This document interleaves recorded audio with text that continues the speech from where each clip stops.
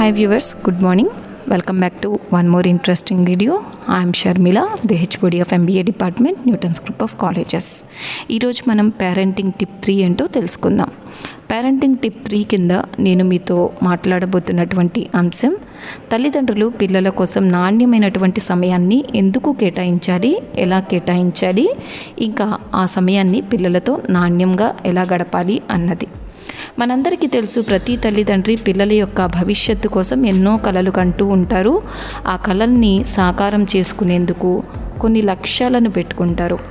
ఈ లక్ష్యాలను ఛేదించే దిశగా తల్లిదండ్రులు అసలు విశ్రాంతి లేకుండా, పగలు రాత్రి తారతమ్యం లేకుండా శ్రమిస్తూ ఉంటారు. ఒక్కటి గుర్తుపెట్టుకోండి, మీరు తెరచాటు మీ పిల్లలకు కనిపించకుండా ఎంత శ్రమపడ్డా అది మీ పిల్లలకు అర్థం కాదు. అది మీ పిల్లల్లో లోపం కాదు, పిల్లల యొక్క వయస్సులో లోపం. మీరెక్కడో ఆఫీస్లో కష్టపడి చెమటోడ్చి పనిచేసేది, బాస్తో తిట్లు తినేది, రాత్రిపూట నిద్రాహారాలు మానేసి శ్రమించేది మీ పిల్లలకు కనిపించదు. ఒకవేళ కనిపించినా అది ఆ వయసుకు అర్థం కాదు. ఒక వయసు దాటిన తర్వాత పిల్లలకు అన్ని విషయాలు చాలా స్పష్టంగా అర్థమైపోతాయి. తల్లిదండ్రులు చెప్పకపోయినా పిల్లలు వారంతటా వారే స్పష్టంగా తెలుసుకుంటారు. తెలుసుకున్న తర్వాత తల్లిదండ్రులని ఖచ్చితంగా అర్థం చేసుకుంటారు. కానీ అంతవరకు తల్లిదండ్రులు ఖచ్చితంగా పిల్లలకు నాణ్యమైనటువంటి సమయాన్ని కేటాయించాలి. ఇక్కడ తల్లిదండ్రులు పిల్లల కోసం రకరకాల ఆట బొమ్మలు, తినడానికి తినుబండారాలు, మంచి సదుపాయాలు ఎన్ని ఇచ్చినా పిల్లలు తల్లిదండ్రులు ఇద్దరూ కలిసి గడిపేటువంటి ఆ మధుర క్షణాలని మాత్రమే గుర్తుపెట్టుకుంటారు. అందుకే తల్లిదండ్రులు పిల్లల కోసం నాణ్యమైనటువంటి సమయాన్ని కేటాయించాలి. మరి తల్లిదండ్రులు పెట్టుకున్నటువంటి లక్ష్యాలని ఛేదించే దిశగా 24 గంటలు తల్లిదండ్రులు బిజీగా ఉంటే మరి నాణ్యమైనటువంటి సమయాన్ని ఎలా కేటాయిస్తారు అన్న ప్రశ్న మొదలవుతుంది. ప్రతి దానికి మనసుంటే మార్గం ఉంటుంది. మనం ప్రత్యేకంగా సమయాన్ని తీయాలి అంటే తీయలేము. కానీ మనకున్న సమయాన్ని పిల్లలతో గడిపేటువంటి ప్రయత్నం చేయాలి. రాత్రి భోజనం చేసేటువంటి సమయం, ఇంట్లో అందరూ కలిసి భోజనం చేసినట్లయితే అది ఒక నాణ్యమైనటువంటి సమయం అవుతుంది. అక్కడ మీరు పిల్లలతో మనస్ఫూర్తిగా మాట్లాడుకోవచ్చు. దగ్గరుండి వాళ్ళకి భోజనం మీ చేతులతో పెట్టవచ్చు. అలాగే ఉదయం నుంచి స్కూల్లో ఏం జరిగింది అని వారితో మాట్లాడి తెలుసుకోవచ్చు. అయితే నాణ్యమైన సమయంలో ఏం చేయాలి?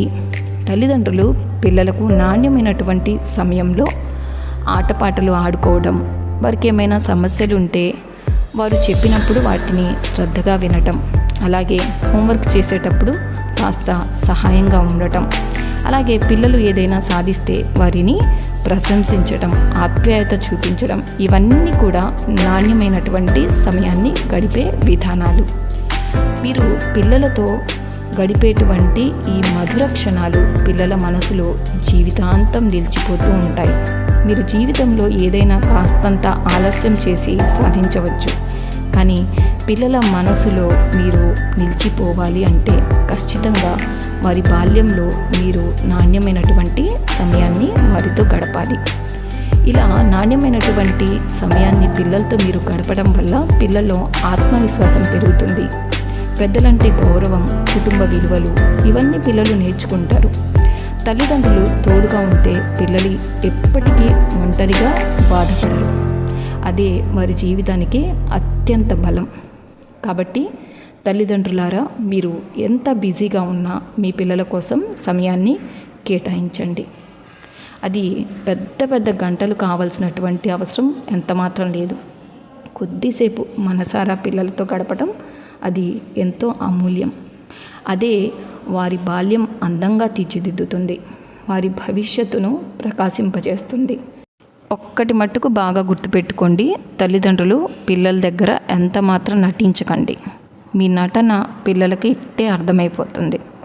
మీరు యాక్షన్ అయితే పిల్లలు యాక్షన్ 500, మీరు యాక్షన్ 500 అనుకోండి, మీ పిల్లలు విక్స్ యాక్షన్ 500, మీరే విక్స్ యాక్షన్ 500 అనుకోండి, మీ పిల్లలు విక్స్ యాక్షన్ 500 ప్రో అవుతారు. ఇంకా విక్స్ యాక్షన్ 500 ప్రో మార్కెట్లోకి రాలేదు, అసలు అలాంటి ట్యాబ్లెట్ లేదు. నేనేదో సరదాగా ఒక వర్డ్ అలాగా క్రియేట్ చేశాను అంతే. మీరు మీ పిల్లలతో గడిపేటువంటి సమయాన్ని మనస్ఫూర్తిగా గడపండి. అది 5 నిమిషాలైనా 10 నిమిషాలైనా. మీరు ఏది పోగొట్టుకున్నా మళ్ళీ ఇట్టే సంపాదించుకోవచ్చు కష్టపడి. కానీ మీరెంత కష్టపడ్డా మీ పిల్లల బాల్యాన్ని మళ్ళీ తిరిగి వెనక్కి తీసుకురాలేరు. వాళ్ళతో మీరు అలాంటి నాణ్యమైన జీవితాన్ని గడపలేరు.